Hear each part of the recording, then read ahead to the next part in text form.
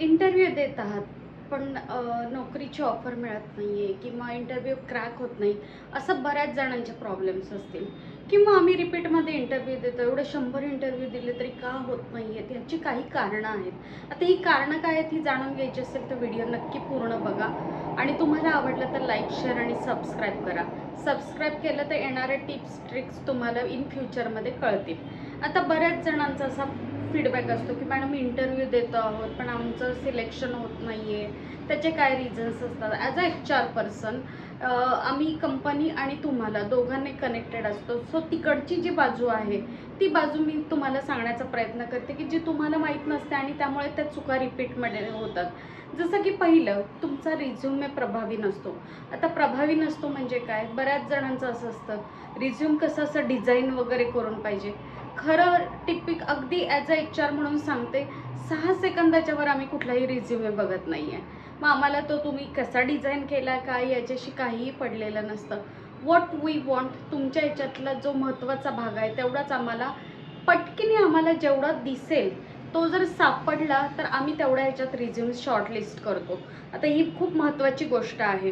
तुम्हाला एवढा मोठा 4 पानाचा रिझ्यूमे, त्याच्यात डिझायनिंग, कलरिंग काही गरज नाही आणि जेवढा तुम्ही सिम्पल ठेवाल तेवढा तो इझी ॲक्सेस असतो की त्या लोकांना तो लवकरच शॉर्टलिस्ट करता येतो. त्यामुळे तुमचा रिझ्यूमे प्रभावी असणं फार यातली पहिली महत्त्वाची स्टेप आहे. दुसरी महत्त्वाची गोष्ट त्याच्यामधली, प्रत्येक नोकरीसाठी अर्ज करणं.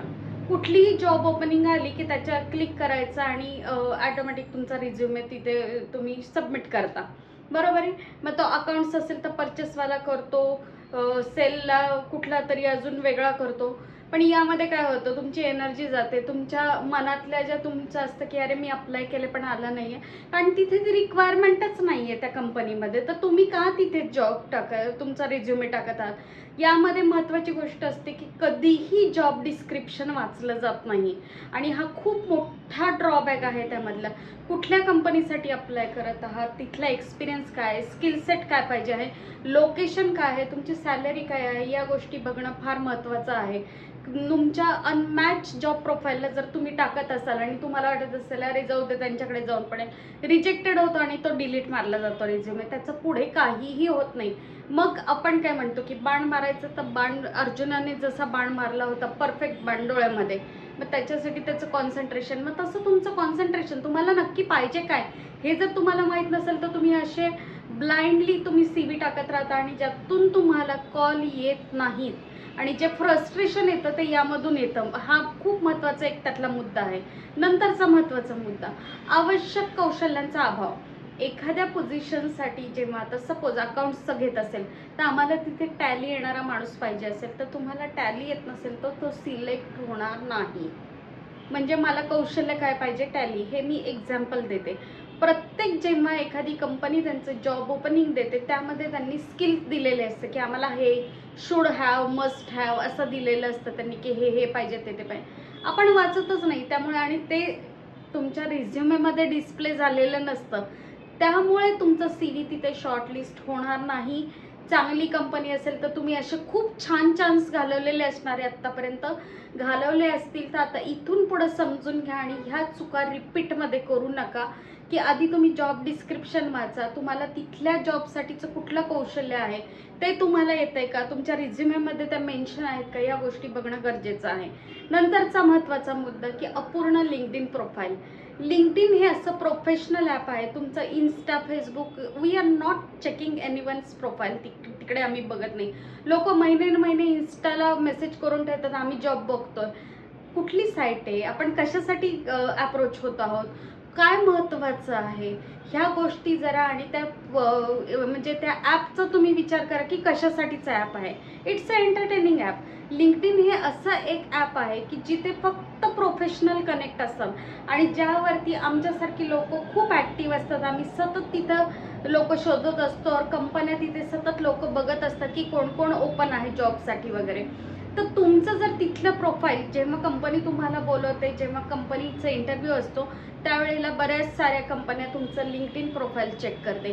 तिथं जर अपूर्ण माहिती, तिथं जर अव्यवस्थितपणा सगळं असेल तर they are not going to be select you. So professionally you should have to update your information there, आणि हे तुम्ही प्रोफेशनली करायला पाहिजे. फेसबुक, इन्स्टा वगैरे आम्ही बघत नाही, तुमचे प्रोफाईल्स चेक होत नाही, आणि तिथं ते ऑथेंटिकेशन पण नसतं की हा माणूस मला त्या कंपनीत काम करतो आहे. त्यामुळे तुमचा तिथला जरा वावर कमी करून जर तुम्ही खरंच जॉब शोधत असाल, जर तुम्ही स्वतःच्या करिअरसाठी जर तुम्ही इंटरेस्टेड असाल, तर तुमचा लिंक्डइनवरचा तुमचा जो वावर आहे तो वाढवला पाहिजे, जास्तीत जास्त वेळ तिथं घालवला पाहिजे, नवीन कंपन्या तिथं बघितल्या पाहिजे, चाललंय काय मार्केटमध्ये आत्ता ते बघितलं पाहिजे. तर that we are expecting right now. आणि नंतर ना महत्त्वाचा, सगळ्यात महत्त्वाचा मुद्दा जो शेवटी सांगतेय, सगळ्या कंपन्यांना एकच टाईपचा रिझ्युमे पाठवणे. मग तुम्ही म्हणाल हे असं कसं काय? हो, असंच आहे. कारण प्रत्येक कंपनीचं जॉब डिस्क्रिप्शन आणि रिक्वायरमेंट वेगळी असते. तुम्ही जर एकच प्रकारचं त्यात करत राहिलं तर शॉर्ट लिस्टिंग होणार नाही. याच्यासाठी जॉब डिस्क्रिप्शन वाचायचं असतं. जेव्हा तुम्ही हे डिटेलिंग वाचता तेव्हा तुम्हाला कळतं की आपल्या CV-मध्ये, रिझ्युमेमध्ये काय नेसेसरी चेंजेस करायची गरज आहे, आणि तिथल्या जर त्या प्रोफाईलप्रमाणे मॅच नाही झालं तर तुम्हाला इंटरव्ह्यूला कॉल येणार नाही. खूप छोट्या छोट्या टिप्स, ट्रिक्स आहेत या, की ज्या तुम्हाला करणं गरजेचं आहे. जर तुम्हाला रिझ्यूम बिल्डिंग करायचं असेल, जर तुम्हाला करिअर डेव्हलपमेंट करायचं असेल, पर्सनॅलिटी डेव्हलपमेंट करायची आहे, किंवा तुम्हाला जर काही अशा स्वतःसाठीच्या ज्या गोष्टी करायच्या आहेत त्याच्यासाठीचे आम्ही कोर्सेस मी स्वतः घेते, त्याच्या ॲडव्हर्टिजमेंटच असतात. जर तुम्हाला असे कोर्सेस करायचे असतील तर तुम्ही आम्हाला कनेक्ट करू शकता. आमचा जो नंबर आहे त्याच्यावरती तुम्ही कॉल करून तुमचं सीट बुक करू शकता. आणि जर तुम्हाला असा व्हिडिओ आवडला असेल तर लाईक, शेअर आणि सबस्क्राईब करा, जिथून तुम्हाला करिअर रिलेटेड गायडन्स कायम मिळत राहील. धन्यवाद. थँक्यू.